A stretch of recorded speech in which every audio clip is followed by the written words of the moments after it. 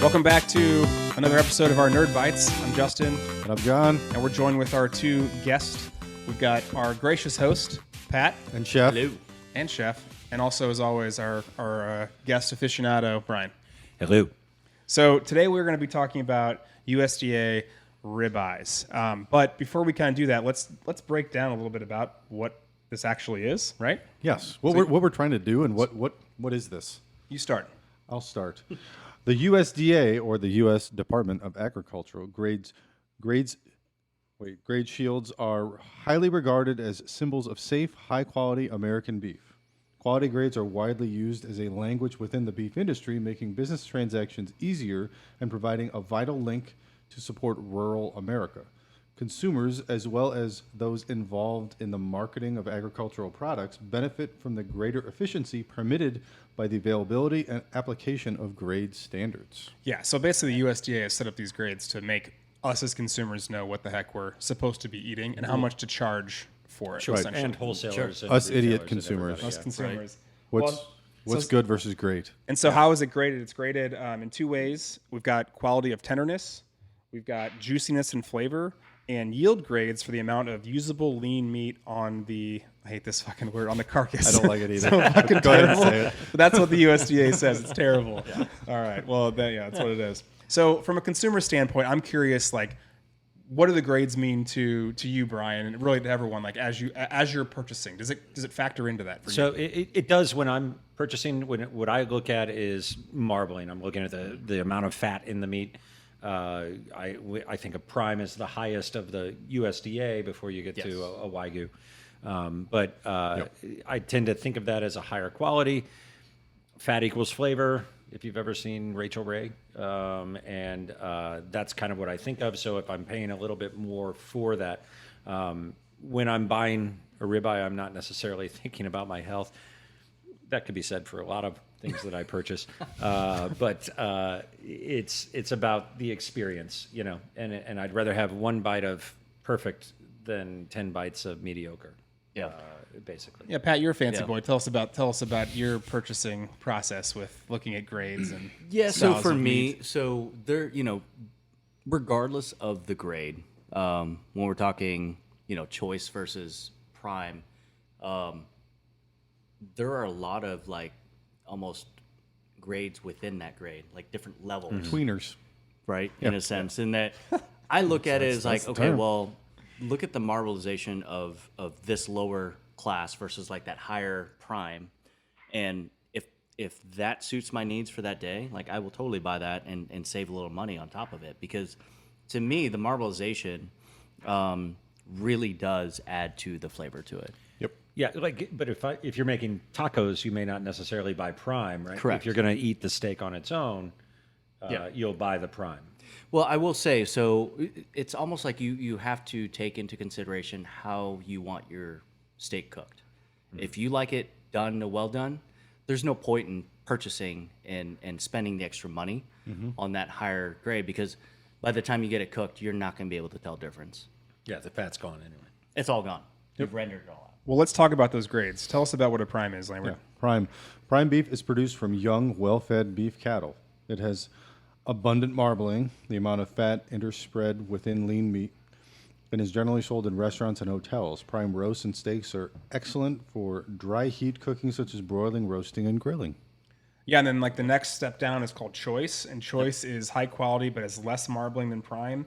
Choice roasts and steaks from the loin and rib will be very tender, juicy, flavorful, and they're suited for dry heat cooking. You guys agree with this so far? Also, many of the less tender cuts can be cooked with dry heat, if not overcooked, and such cooks will be most tender if braised, roasted, or simmered with a small amount of liquid in a tightly covered pan. Some ways to cook it, I guess. Nice. And then select. Select is a very uniform. It's very uniform in quality and normally leaner than the higher grades. It's fairly tender, but because it has less marbling, it may lack some of the juiciness and flavor from the higher grades. Only the tender cuts should be cooked with dry heat. Other cuts should be marinated before cooking or braised to obtain maximum tenderness and flavor. Okay. So, Pat, tell us what we're doing, and while you're doing that, I'm going to hold up this plate to the camera and see if they can see.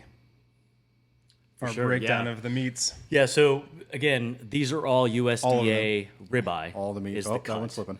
And the markings that we have here, we separated in A, B, C, which by random, one is select, one is choice, one is prime.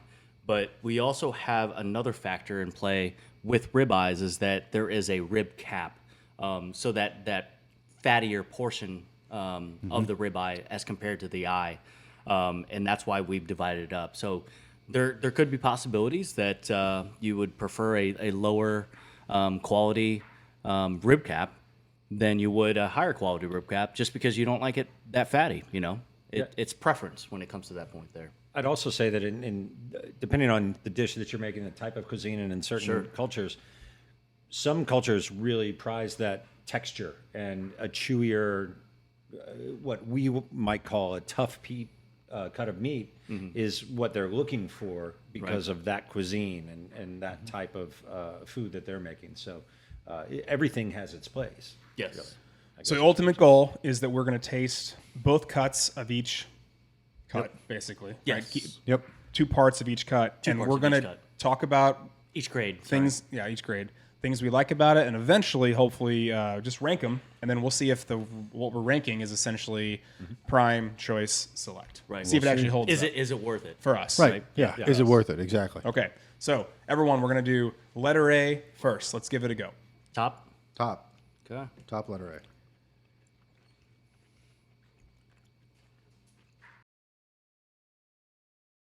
So I'll start with initial thoughts of A because I am not a red meat kind of guy. So Aficionado. like aficionado at all. I'm like a novice on it. If we're gonna use that term. I just don't eat a lot of it. So I'm gonna say that this had some really good flavors. I personally think that it wasn't anything like super fancy. It was maybe a little bit tough for me. At least definitely not the eye, the other part. So that's my initial thoughts. Not the cap, the eye. The eye was. No, I thought, the cap was juicy. The eye was a little bit rough. Got it. Yeah. Yeah, I agree on that one. Yeah. And I couldn't, we kind of talked about this a little bit, where it was hard to tell the difference between the cap and the eye. Right. Like, it was a lot of the same flavors, maybe like a little more skosh tender, but not anything noticeable. Right. Very, very similar between the cap and the eye on A. I agree. This reminded me of like Ponderosa, and it was a little bit tougher. I thought the eye was a little bit tougher. The old Ponderosa. Yes. Howdy. But the cap. Our younger listeners are going to have slightly no more idea tender. what he's talking about. But yeah, nobody knows what Ponderosa is. It was a TV show starring. I mean, the flavors are good. It tastes good. It's cooked exactly right. Right. Just, I think that cut of meat. The quality is actually showing through now. Sure. Yeah. True. Maybe. We'll see. Potentially. Perhaps. Okay, let's get on to letter B. Right? Allegedly. Letter B. Okay, so I'll start again on B because I'll just keep starting. We'll go with based on Why not? experience, I guess. This right off the bat for B is so much better. It was more tender. I feel like I didn't have to use water to choke down a piece. That get when you start eating the steak, all the stuff goes away, and you're like, I'm maybe gonna choke on this unless You need help. I needed some help with the first I one. gotcha. Yeah. Didn't need that much help with the second one. That's my expert review. Nice. Yeah. Yeah. No, hold on. Were you able to tell the difference between the portions? and the eye. Yeah, cap versus Or was the there eye. a noticeable The difference? cap is significantly better. Tenderness, Okay. flavor. Yep. Yeah, all that It tasted stuff? more flavorful, and it also was softer. Yep. More tender. That's the right word, I guess. Agreed. Same thing. I can totally tell the difference. Same. It was better than A. Samesies. Yeah. Totally agree. Yeah, it's You can't say too much stuff because you know the answer. So, but you Yeah, do agree with I those agree. assessments? I Yeah, agree. We're I concur. quads here. I Do you think. concur? All right. Yeah. Well, But in other news, which wine was better? I'm just curious. So yeah, So this is we've got a Cabernet and a Pinot Noir, a Burgundy and a Napa Valley Cabernet, and the general thinking and how I've always taught classes, what fat likes cab and cab likes fat. We've got a fattier, obviously more fat in this. The cab is winning on this By round. far. On the previous round, where it was a leaner cut of meat, the Pinot Noir worked better with it. I agree. When you drink the cab with a leaner cut of meat, it makes it taste drier, right? It almost sucks the moisture out. And the Pinot Noir with the fattier cut of meat, when I tasted the Pinot with this one, it made it taste oily, greasy, right? It kind of somehow, Because of the dryness, perhaps. because of the acid Yeah. that's in there, it makes the fat separate, and then you're just tasting fat. And Right. I want to taste the fat and the meat together. Right. Yeah. Yeah. Interesting. All right, on to letter C. On to C. All right, so thoughts on C. For me, I think that this is the best one. I personally thought it had more fat to it, and not the cap, but the other. What's the other cut? Eye. The eye. Yeah, the that main was the portion. most tender. That's actually kind of what I'm gauging these on, not Sure. the cap, because all the caps have been actually pretty good. But the eye was the juiciest, best cut of the other three eyes. So that's, Yeah. Yes. Yeah. Yeah. And I actually went, so from the cat perspective, I actually went back to B because I liked C and I was like, okay. And then went back to B and it was hard for me to distinguish between like which one I liked more from a cat perspective, but I agree with you on the eye. Yeah. Like The where- main portion of The steak. main portion of the steak for C was more tender, flavorful, good. Yeah. Good. It's good. There's a part of me that felt like, and it could just be where I had it, that on C, I think the flavor was really, really good. It was almost, it was next level. And so in my head, I'm thinking, oh, that's the prime. But then I thought, wait a minute, the texture of the eye was, it had some chew to it, and I'm not opposed to that, right? I mean, I'm consuming the flesh of another mammal. I should be forced to chew a little bit. But Masticate. yes, masticate somewhat. worked it in there. Good. But Good job. there's a part of me that thinks maybe it's a different breed of cattle or something like that, because the depth of flavor, the richness of the flavor here, but it could almost, I don't know, it's pretty close. Don't think I'm of going it with as like. C, right? Don't think of it as like we're trying to figure out which is which. Yeah.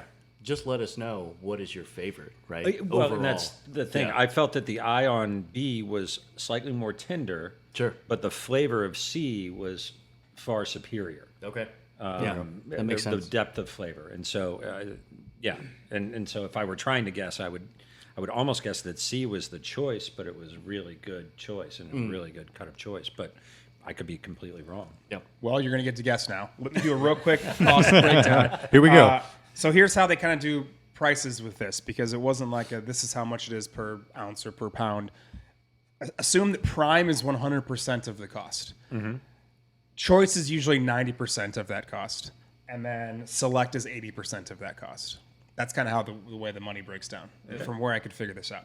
So basically, our goal now is to figure out, guess which one we think is which. I'll go first again, and Pat gets tell us if we're right at the end here. I'll go first, then Brian, and then Lambert. You going to guess all three right now? I'm gonna guess all three right now. Got it. Yeah. So maybe we can take that just a little bit further, as far as like take a guess, and then aside from that guess, let us know what you actually enjoy. I'm literally guessing by what is the most expensive. I'm assuming is my favorite, and down the line. That's what I'm guessing. All right. I'm Yeah, not that gonna. works. I'm not gonna. I'm hoping that the more expensive one is not my second favorite one. Because I don't That know, would like be I a said, I don't know. good I don't thing. know That would be a enough good about the thing. meat to actually like make. That would be a judgment. good thing. That's why That would be a that's why I'm fantastic starting thing. first. Yeah. Yeah. So I think that A is the select. That's the worst one. I think that this is kind of where it gets a little dicey. Yes. I actually think that C is the choice, and I think that B is the prime. Okay. That's my guess. I'm doing the same thing. Yeah. Yeah, exact same thing. I actually agree with you. Oh, I thought you guys were gonna go CBA. No, I think No way. That's not gonna. way. No, That's, I think that's not A gonna- is definitely I think- the select. Yeah, I think I think universally That- we think that A part is the is select. easy. Yeah, that's it's the I B and the think C. It's the B and the C. I think That's- B. that's tough. Like I said before, I think B could be the prime, but I think C tastes better, has more flavor and tastes better. But I'm talking about So- taste, not texture. Whereas Yes. the grading system to me Right. is based on More texture because Texture, it's marbleization, yeah. which is the texture. Yeah. So Pat, which is A? Which is the select? It's A. Well, which one did you like the course. best? Yeah. Which one did you like the best? Or are you? For me, it's he's- always C. he's for tainted. me. That's but again, we're past that. So yes, C for me is the simply because of the texture and the flavor profile. So A is select. What is C? Prime. Okay. So you did do A, went 'em B, in C. order. I did them in order. God damn it! I almost switched those, but I wasn't Well, sure. you know, in all C honesty, is actually my favorite, but I C is too, yeah. And I kind of in my head I flipped that around at the last minute, even though I told myself I wasn't going to do it. and there's nothing wrong with that. Jackass. And then, so that's why I was asking. It's like, okay, take your guess of what you think it is, but also on top of that, Yep. what is your preference? What do you like the most? What is, yeah, 'Cause that's the whole point of this. Aside from the grade, what is your preference? So like we make Philly cheesesteaks sometimes, right? Where you take the meat, you freeze it and slice it, and then you pound it together so it makes like Philly cheesesteak meat. Yeah. And we use ribeye for that, but I wouldn't spend the money on prime for that. It's perfectly sufficient for the choice, right? Why not save 10%? Exactly. And that's use right. that for that. But boy, it was a different. It's more flavorful It was to me. it was more flavorful. It tasted like almost a different. Like it was aged longer in a sense. Yes. Right. Yep. Yeah. Well, there you have it. We've got our USDA Prime. I guess you want to go with our USDA Ribeye. Sorry, we've got the Prime, Choice, and Select. Make your own personal decision. You heard ours.